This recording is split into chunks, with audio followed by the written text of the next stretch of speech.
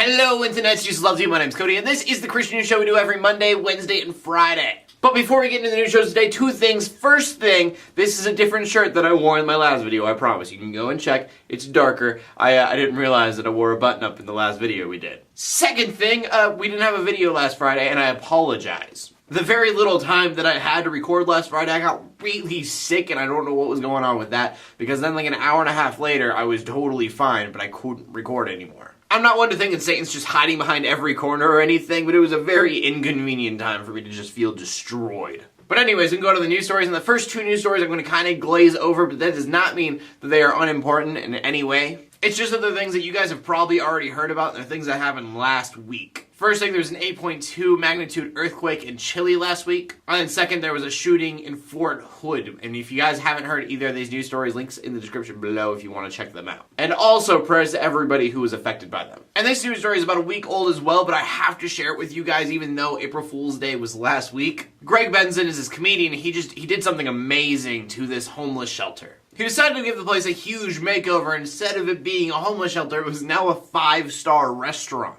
And so not only does the place look fantastic, but they also serve the homeless stuff like filet mignon. He also then donated $5,000 to the homeless shelter, telling them maybe they could have a few of these meals in the future. And in the video, link in the description below with everything else, he talks to these homeless people about how they feel about what's going on, and it's just so great to see them with a smile on their face. There's always going to be hardships in this world, but things like this remind me that there are always good things as well. And then our next story is something that I've been kind of looking forward to, but I haven't heard about in a while. We talked about it about a year ago now, maybe a little bit longer, and that is the Fight Church. Fight Church is this documentary coming out about these churches who their pastors are usually like UFC-type fighters. Now, I still do not have an opinion about this. I don't know what to think about mixed martial arts and Christianity being one and the same. There's even a quote in the trailer that says, "Can you love your neighbor while at the same time kicking him in the face?" I was planning on showing you guys part of the trailer, but the last time they had some footage, I put it on my video, and they caught it. And they didn't flag me or anything for it, but they noticed. And so I was promoting it, and I don't think that's why they did anything, but I don't want to push them a little too much. They're going to premiere it April 24th at the Boston Film Festival, so hopefully we'll be seeing it a little bit later than that.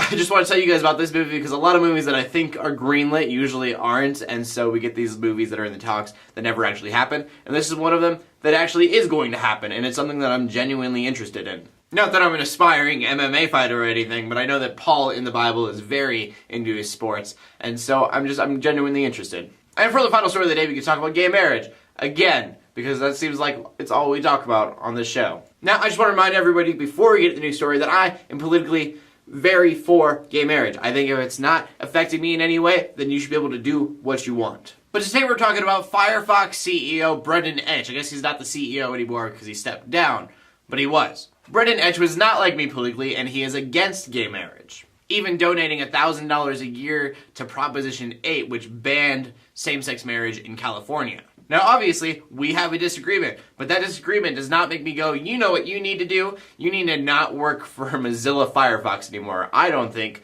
that you are suited for the job. Now, I know a lot of people are going to Google Chrome anyways, but right now, the article I have pulled up is on my Firefox browser. Now, I just went to firefox.com just to make sure that this was the case, but I don't see anything pro-gay or anti-gay or any kind of political statements in place because of the way the browser is. It's almost as if his political view has no effect on the product that he was CEO of. And here's the reason I say all this. He did make the decision himself to stand down. But it was because everyone was petitioning against it, and even people in his own company were hoping that he would leave because they felt uncomfortable. Now, I understand if the company would have been giving the $1,000 to Proposition 8 or something.